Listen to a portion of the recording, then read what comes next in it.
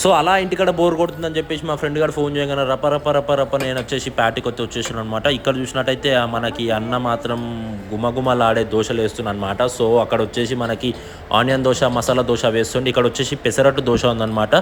So నాకైతే ఎందుకో తినాలనిపించేసి నేనైతే వీడియో స్టార్ట్ చేసేసాను అనమాట, మీకు కూడా చూపిద్దామని. అన్న వచ్చేసి మనకి పెసరట్టు మీద ఉప్మా వేస్తున్నాను అనమాట.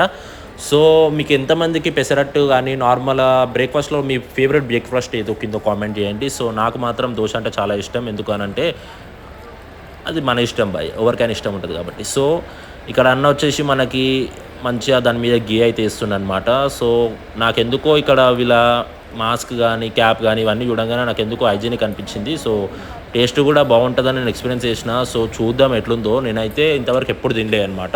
సో ఇక్కడ వచ్చేసి మనకి టమాటా చట్నీ ఉందన్నమాట. ఇది వచ్చేసి మనకి పల్లి చట్నీ అనమాట. సో ఇక్కడ వచ్చేసి మనకి మసాలా దోశ కూడా చేస్తున్నాను అనమాట.